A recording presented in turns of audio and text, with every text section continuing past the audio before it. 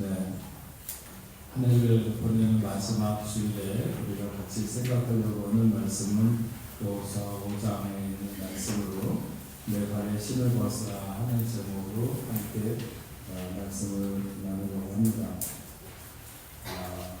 물구나무관의 히슐리 외관 3층에 전시되어 있는 회화 중에서 렘브란트가 우리아의 아내였던 바세바를 그린 작품이 있습니다. 알몸으로 침대에 걸터 앉아서 자신의 발을 씻기는 하인을 내려다보고 있는 듯 하지만 실제로는 그의 시선이 허공에 떠 있는 것을 알 수 있습니다. 다윗으로부터 받은 편지를 손에 들고 있는데 어느 시점에 보낸 편지인지는 잘 알 수 없지만 넋이 나갈 만큼 어떻게 해야 좋을 줄 모르는 고뇌의 순간을 잘 포착하고 있는 작품입니다. 이 작품을 엑스레이로 찍어보니까 원래는 바세바가 고개를 하늘로 들고 있는 것을 그렸다가 최종적으로는 고개를 숙이고 초점을 잃은 것 같이 그렸다고 하는데 바세바의 심리가 너무나 잘 표현되어 있는 작품입니다. 빛의 화가답게 전체적으로 바세바의 벗은 몸에 빛이 떨어져서 발광하도록 이렇게 했지만 그러나 비너스의 아름다운 몸매와 같이 그리기보다는 뱃살의 주름진 부분까지 섬세하게 그려서 그가 유부녀인 것을 숨기지 않고 있습니다. 당시에는 이 바세바는 여성의 누드를 그리기에 좋은 소재였고 그래서 많은 화가들이 그렸습니다.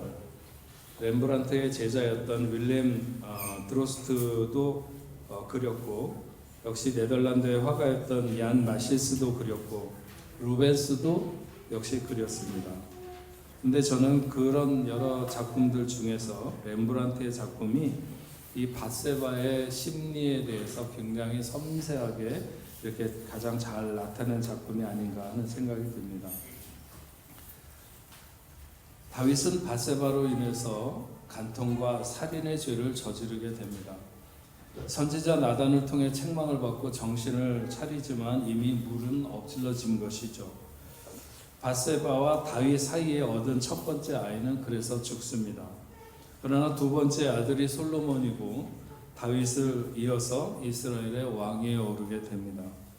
다윗의 일생의 가장 뼈아픈 모습은 바로 이 바세바와의 관계에서 범죄했던 거라고 생각이 듭니다. 바로 이 모습을 화폭에 담은 렘브란트의 작품에서 우리는 두 가지 사실을 캐치하게 됩니다. 첫 번째는 인간의 연약함을 있는 그대로 보여준다는 사실입니다. 인간이 가진 장점과 결점, 선의와 악의, 그리고 그들이 저지른 죄까지 동시에 보여주는 것이죠. 등장하는 인물들의 모순적이고 예측 불가능한 것까지 담겨져 있습니다. 그렇게 위대하고 훌륭한 사람인 것 같은데 가장 비열한 간음자이며 또한 극악한 살인자가 되기도 하는 것입니다. 두 번째는 그럼에도 용서를 포함하고 있다는 것입니다. 누구든 잘못을 저지를 수 있습니다. 하지만 잘못을 깨닫고 바른 길로 돌아설 수 있는 것이죠. 그리고 하나님과 새로운 약속을 할 수 있습니다. 그래서 원죄의 아기는 하나님의 벌로 죽지만 다윗이 회개하고 돌아섰을 때 이스라엘의 세 번째 왕이자 다윗의 아들인 솔로몬이 태어나게 되는 것입니다. 우리의 지나온 한 해가 이 렘브란트의 그림 속에 담긴 내용만큼 그렇게 극적인 모습은 아닐 수도 있습니다. 하지만 분명한 것은 우리가 담았던 지난 한 해의 모습 속에는 우리의 연약함이 그대로 녹아있다 하는 것입니다. 간음, 살인, 죄는 그런 곳에만 기생하는 것이 아닙니다. 그리고 따지고 보면 그 죄의 본질은 매 한 가지라고 말할 수 있습니다. 우리는 그 죄 아래 매우 취약하게 살아왔습니다. 그래서 바세바의 시선에 훨씬 더 공감이 가는지도 모르겠습니다. 그런가 하면 우리는 또한 하나님의 용서 가운데 살아왔다는 사실입니다. 우리는 우리의 지위와 무관하게 우리의 신분과 무관하게 수도 없이 죄의 하수인이 되었었습니다. 하지만 십자가의 은혜를 통한 복음의 초기값은 우리를 늘 하나님 앞으로 다시 돌아오게 했죠. 하나님은 우리의 결단에 또 약속해 주시고 또다시 우리의 언약에 기다림을 약속해 주셨습니다. 전의 허물을 잊으시고 오늘의 은혜와 상급을 주시는데 주저하지 않으신 것을 알 수 있습니다. 40년 광야를 지내온 이스라엘 백성들이 얼마나 그들에게 많은 일이 있었습니까? 성인이 되어서 애굽을 나온 사람들은 모두가 다 그 광야에서 생을 마쳐야만 했습니다. 그것은 얼마나 그들이 하나님과 충돌하며 하나님 앞에 순전하지 못했는가 하는 것을 드러내는 것입니다.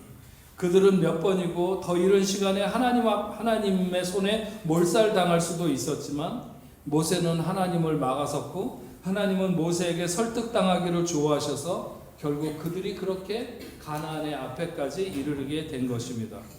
그들은 요단을 건넜습니다. 그들은 홍해를 건너면서 하나님의 백성이 되었고 그들은 요단을 건너면서 이제 하나님이 약속하신 나라에 들어가게 된 것입니다. 그런데 하나님은 요단을 건너 이제 그들이 점령해야 되는 여리고성이 바라보는 그 지점, 그것이 길갈인데 거기서 하나님은 그들에게 할례를 행하시는 것입니다. 길갈이 정확하게 어느 지점인지는 잘 특정할 수 없지만 분명히 요단강을 건넌, 그러니까 지금의 요르단 땅에서 요단강을 건너온 지점이고 그것은 여리고로부터 그렇게 멀지 않은 지점이 분명합니다. 그러면 그들이 애굽을 나오고 비록 40년이라고 하는 긴 세월을 광야에서 지냈지만 그들의 움직임에 촉각을 세우고 살아가던 가나안 사람들, 특별히 여리고성을 중심으로 해서 살아가던 사람들은 그들이 요단을 건넜다는 것을 몰랐을 리가 없습니다. 그런데 그렇게 여리고의 턱 밑에서 하나님은 그들에게 할례를 행하게 하시는 것입니다. 그것도 지도자들 몇 명만 할례를 행하는 것이 아니라 싸움에 나갈 만한 모든 사람들에게 할례를 행한 것은 하나님은 그들에게 가나안을 주시기 전에 마지막으로 목숨을 건 순종을 원하시는 것입니다. 하나님이 그들에게 마지막 순간에 할례를 원하시는 것은 마지막으로 다시 한번 그들을 정결하게 하기를 원하시는 것이죠. 다양한 경험과 지식을 가진 사람들로 이루어진 집단이 소수의 전문가의 결정보다 더 나은 결정을 할 수 있다는 것을 가리켜서 우리는 집단 지성이라고 말합니다. 하지만 그 집단 지성과 반대적으로 사람들의 응집력이 강한 집단에 몰입해서 집단 구성원들 간의 갈등을 최소화하려고 의견의 일치를 유도하여 비판적인 생각을 하지 않도록 하는 곳에서 일어나는 문제를 집단 사고라고 이렇게 말합니다. 집단 지성이 빛을 발하는 경우도 물론 있지만 집단 사고가 더 큰 문제를 야기시킬 수 있는 것입니다. 길갈에서의 할례는 세상적인 관점에서 보면 집단 지성도 아니고 오히려 집단 사고를 유발할 가능성이 농후한 문제인 것이죠. 하지만 길갈에서의 할례는 집단 지성은 아니지만 집단 거룩을 이룬, 그래서 그날의 순종은 이스라엘 백성들이 홍해를 건너는 것이나 요단강을 건너는 역사보다 훨씬 더 집중해서 봐야 될 그런 모습이 아닌가, 이런 생각을 해보게 됩니다. 성경을 통틀어서 그렇게 많은 사람들이 절체절명의 위기의 순간 앞에서 집단 거룩을 드러낸 경우는 없습니다. 이스라엘이 연출한 명장면이 여러 개가 있을 수 있지만 그 중에서 가장 멋진 장면, 가장 놀라운 장면은 바로 이 길갈에서 할례의 장면이 아닌가, 이렇게 생각을 합니다. 그들은 정말 하나님의 마음을 아프게 하면서 지내왔습니다. 광야의 굽이굽이마다 그들은 불평과 원망으로 지냈습니다. 그러나 그들이 광야를 끝냈음을 길갈의 할례로 증명하고 있는 것입니다. 그들이 가나안의 첫 성 여리고를 돌멩이 하나 던지지 않고 그 성을 무너뜨릴 수 있었던 것은 바로 그런 힘이었던 것이죠. 죽음 앞에서조차 하나님 앞에 순종하던 그 정결함이 힘이 되어서 그들은 여리고 성을 무너뜨리게 된 것입니다. 오늘 말씀은 이스라엘 백성들이 그렇게 가나안 땅에 들어갈 준비를 마쳤을 때 하나님은 그들의 지도자였던 여호수아로 하여금 사명자로서의 마음을 다시 한번 새롭게 깨끗하게 하는 것을 알 수 있습니다. 여호와의 사자가 나타났습니다. 여호수아가 땅에 엎드려 종에게 무슨 말씀을 하시려고 하냐고 이렇게 했더니 여호와의 군대 장관이 말합니다.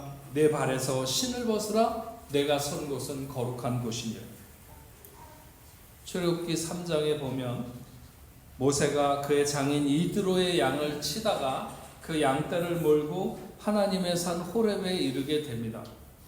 그가 지나가다가 이상한 광경을 하나 보게 되는데, 그것은 떨기나무, 지금의 아카시아 나무 비슷하게 생긴 그 떨기나무 가운데 불이 붙었는데 나무가 타지 않는 것이었습니다. 그래서 이상하게 여기고 그 나무에 가까이 다가서려고 할 때 하나님이 그 떨기나무 불꽃 가운데서 모세를 부르셨습니다. 모세야 모세야 부르시더니, 그러면서 이리 가까이 오지 말라. 내가 선 곳은 거룩한 땅이니 내 발에 신을 벗으라. 이렇게 말씀하시는 것이었습니다. 이스라엘을 이끌려고 하는 모세에게도 신을 벗으라고 하셨고, 이제 이스라엘을 이끌고 가나안으로 들어가려고 하는 여호수아에게도 신을 벗으라고 하십니다. 신을 벗는다고 하는 것이 무슨 의미인가? 적어도 두 가지는 분명합니다. 첫 번째는 죄를 벗어버리라고 하는 것입니다.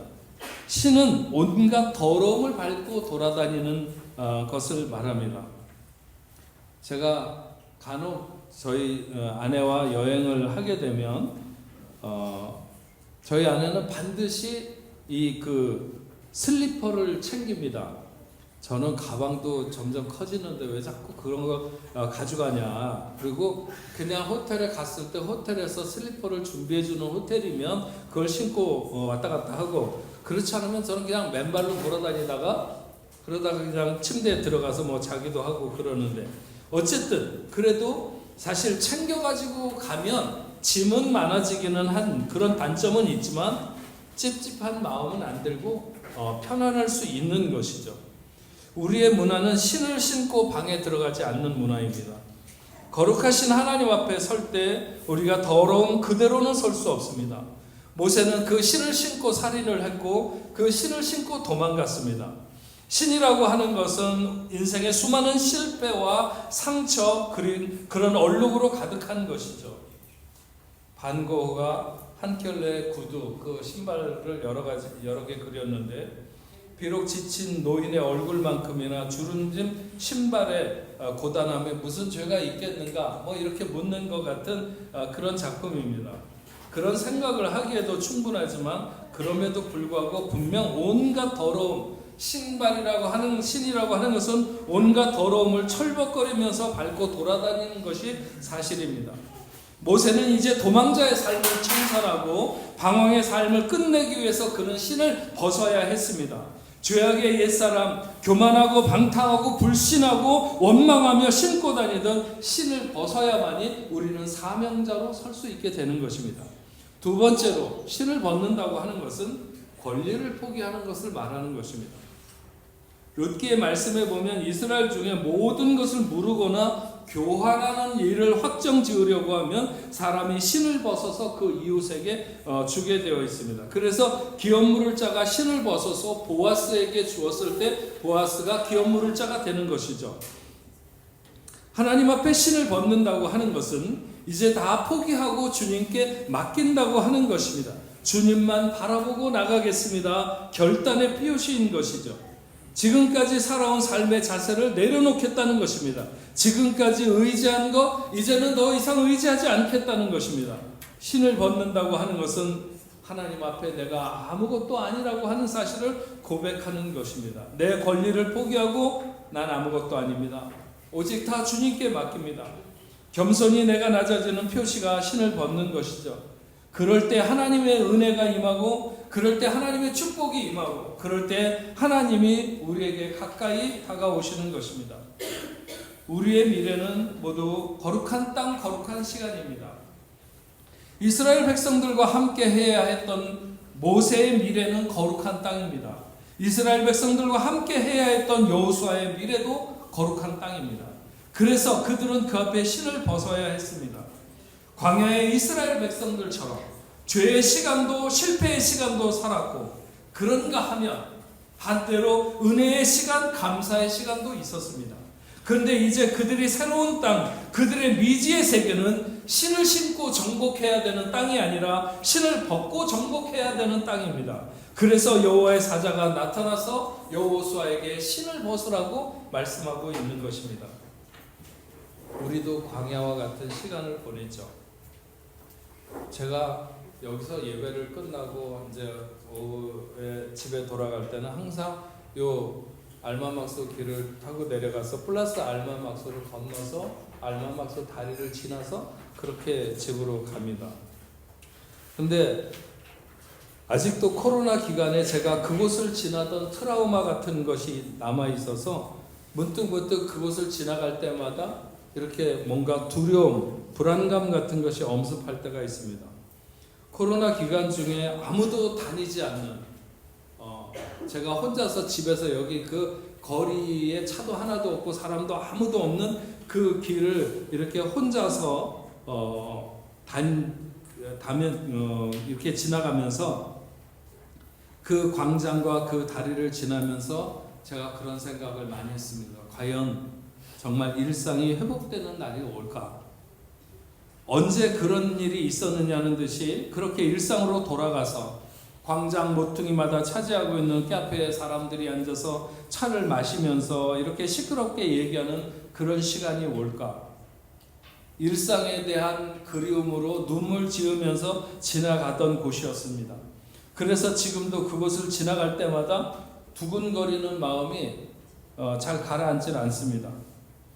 하나님에 대한 믿음의 실체를 점검하며 얼마나 허약한가, 그렇게 부르짖었던 영적이고 본질적인 것에서 나는 과연 얼마나 집중하고 얼마나 견고하게 서 있는가, 부끄러움과 죄송함으로 얼룩진 시간을 지내왔습니다. 이건 뭐 제 얘기입니다만, 그럼에도 하나님의 은혜는 봄 다음에 오는 여름처럼, 여름 다음에 오는 가을처럼 정확하게 주어졌고, 우리 교회에도 은혜 아니면 설명할 수 없는 하나님의 역사가 있었고 여전히 붙들고 계심을 느끼게 됩니다. 코로나 이후에 얼마나 많은 공동체들이 더 많이 무력해졌는데 우리 교회는 오히려 좀 더 힘을 내고 좀 더 하나님의 역사를 이루기 위해서 마음을 모을 수 있는 공동체로 서간다고 하는 것이 얼마나 감사한지 모릅니다. 지난 주일날에도 예배 끝나고 이렇게 나가는데 성도들에게 초콜릿을 다 나눠주더라고요. 누가 나눠주는지도 어느 부서에서 나눠주는지도 제가 몰랐어요. 그래서 궁금해서 한번 물어봐야 되겠다 이렇게 생각을 했는데 나중에 들어보니까 권사님들이 돈을 얼마씩 내서 준비를 했다는 거예요. 저는 그 초콜릿 살 돈을 몽땅 저에게 준 것보다도 전 그것이 얼마나 마음에 좋았는지 모릅니다. 뭔가 자원하는 마음이 모아지고 섬기고자 하는 표현이 드러나는 것은 성장의 증거입니다. 모든 지표에서 성도들의 자세에서 우리 교회는 성숙해지고 성장하고 있습니다. 하나님의 은혜가 아닐까요? 이제 우리는 오늘을 보내면 2024년 새로운 해, 새로운 시간의 시작을 갖게 됩니다. 우리의 미래는 거룩한 시간이고 우리가 살아갈 땅은 거룩한 땅입니다. 즉 신을 벗어야 한다는 거죠.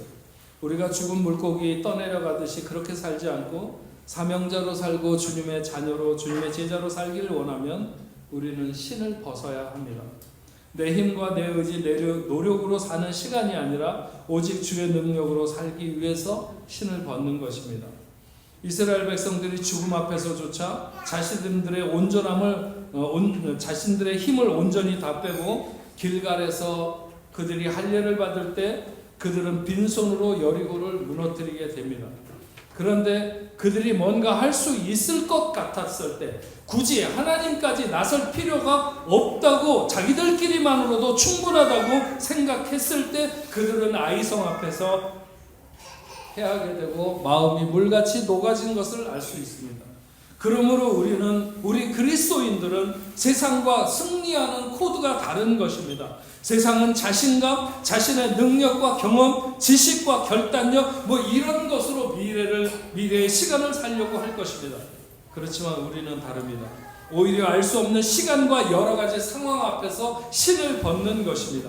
정확하게 말하면 하나님 앞에서 신을 벗는 것이죠. 다시 한번 내 힘으로가 아니라 오직 주의 힘으로 살기를 다짐하는 것입니다. 광야는 우리의 지혜로 살아남을 수 있거나 광야는 우리의 능력으로 살아남을 수 있는 곳이 아닙니다. 전적으로 내 힘으로는 안 되고 오직 하나님의 능력으로만이 가능하다고 고백해야 살 수 있습니다. 여호수아는 이제 다시 한번 신을 벗어야 했습니다. 내 힘으로 안 되고 오직 하나님이 하셔야 할 수 있다고 고백하면서 시작해야 했던 것입니다. 사명자는 사명 앞에 신을 벗어야 합니다. 아무 생각도 없고 아무런 사명도 없으면 굳이 신을 벗을 필요는 없습니다. 그러나 정말 우리가 하나님의 원하심을 따르고 하나님의 길을 가기를 원한다면 우리는 오늘 신을 벗어야 합니다. 바로 이 시간 하나님 앞에 정직하게 오직 하나님만이 내 삶의 주관자가 되시고 능력이 되시고 힘이 되신다고 고백하면서 새로운 해를 시작하시기 바랍니다. 얀바나이크의 작품 중에 아놀피니 부부의 초상에 보면 결혼하는 부부를 그린 그 그림에서 가장 먼저 눈에 띄는 것은 그들이 신을 벗고 있는 것입니다.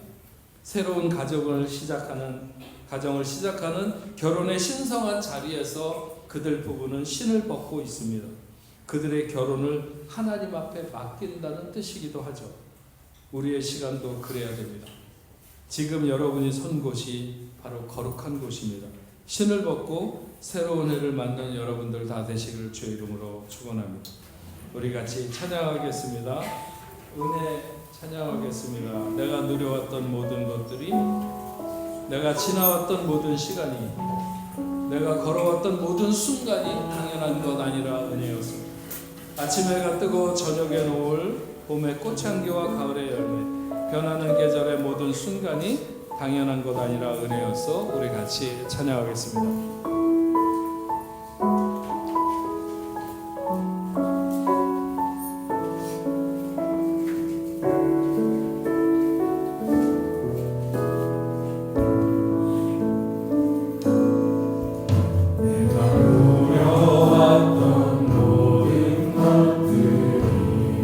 지나왔던 모든 시간이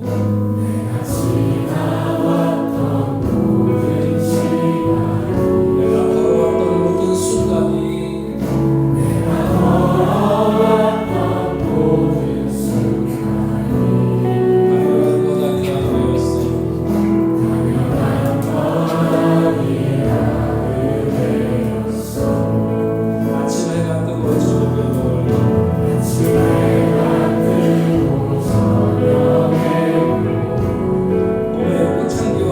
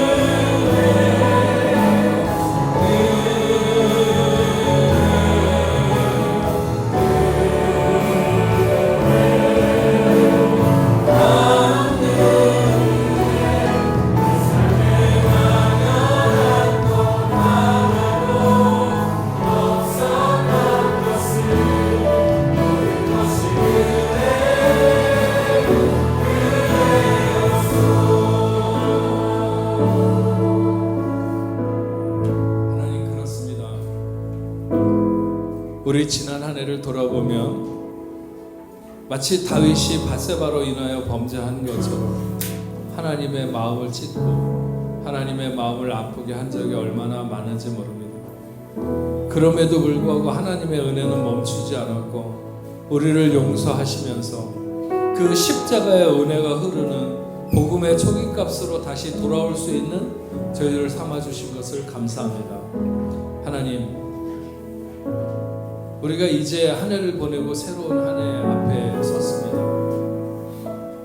모세에게도 신을 벗으라고 말씀하시며 그 위대한 사명의 길을 나서게 하셨고, 여호수아에게도 신을 벗으라고 하시면서 가나안을 향한 그들의 발걸음을 인도하셨는데 2024년을 앞에 두고 있는 오늘 저희들에게도 신을 벗으라고 말씀하시며, 하나님, 우리가 신을 벗겠습니다. 그리고 하나님의 뜻을 따라서 하나님의 원하시는 길로 살아가는 저희들이 될 수 있도록 주여 도와주시옵소서. 그래서 우리가 지나온 올 한 해보다 내년 새로운 시간은 하나님 앞에서 인정되는 거룩한 시간들이 되게 하시고 거룩한 삶이 될 수 있도록 인도하여 주시옵소서. 그렇게 살아가겠습니다. 우리를 도와주시고 우리에게 힘을 주시옵기만을 간절히 바라고 원합니다.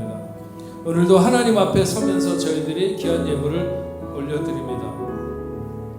늘 하나님의 뜻을 생각을 하고 마음에 힘을 다하고 정성을 다하는 예물이 되게 하여 주시옵소서. 11조로 감사 예물로 선교헌금으로 주일헌금으로 또 목적을 가지고 하나님 앞에 올려드립니다. 드리는 모든 손길들마다 하나님 함께 해주시고, 우리가 살아가는 이 땅의 삶이 고단하고 힘들고 여러 가지로 어려워도 하나님의 자녀는 하나님의 은혜를 입으며 살아가기에 어디서도 낙심하고 걱정하고 주저앉는 것이 아니라 오히려 힘을 내고 용기를 내서 일어설 수 있는 하나님의 자녀들을 다 될 수 있도록 주여 도와주시옵시고, 자기 하나의 삶도 어쩌지 못하고 급급해하는 많은 사람들보다는 우리가 하나님의 나라, 하나님의 뜻을 이루기 위해서 우리의 삶을 쏟아 부을 수 있는 그런 능력 있는 삶이 될 수 있도록 주님 인도하여 주시옵소서.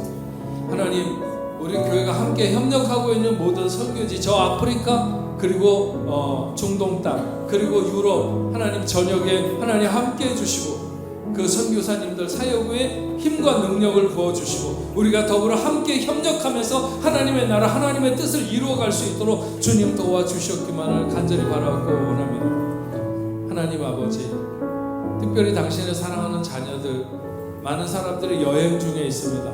그들이 돌아오는 시간까지 어디에 있든지 안전하게 지키실 뿐만 아니라 혹시 질병으로 인하여 고통 가운데 머물고 있는 하나님의 자녀들이 있다면 하나님 다가가 주시고 그 능력의 손으로 어루만져 주셔서 내가 원하는 이 깨끗함을 받으라고 말씀하시고 일어나 걸으라 말씀하시는 주님의 그 능력의 음성을 들을 수 있도록 주님 역사하여 주시옵소서. 그래서 강건해서 뛰며 기뻐하며 하나님을 찬양하고 하나님 앞에 영광 돌릴 수 있는 우리 뽕내포교의 모든 성도들이 다 되도록 주여 도와주시옵소서. 오늘 하나님 앞에 아버지 하나님 처음으로 나와서 함께 예배드린 조태호, 이현정, 조하연, 조예현 그리고 김다연, 임하영 아버지 하나님 사랑하는 귀한 자녀들 위해 은혜를 내리시고 저들을 하나님 하늘문을 여시고 복 주셔서 어디로 가든지 무엇을 하든지 하나님 동행하시며 하나님의 놀라운 은혜와 복이 저들을 감싸는 그런 귀한 역사가 있도록 주여 도와주시옵소서. 오늘 아버지 하나님 이렇게 한 해를 보내는 마지막 주일에 하나님 앞에 나와서 예배하는 당신의 사랑하는 자녀들과 함께하여 주시옵시고 하나님과 더불어 한 해를 마감하고 하나님과 더불어 새해를 여는 귀한 백성들이 다 될 수 있도록 주님 인도하여 주시옵소서. 이제는 우리 주 예수 그리스도의 은혜와 하나님 아버지의 크신 사랑과 성령님의 감화 감동 위로 교통하심이 오늘 하나님 앞에 나와 예배하는 당신의 사랑하는 자녀들과 저들의 가정과 직장과 두고온 고국교회 세계 만방에 흩어져 복음을 전하는 모든 선교사들과 그 사역지 위에 이제로부터 영원토록 함께 있을지어다. 아멘.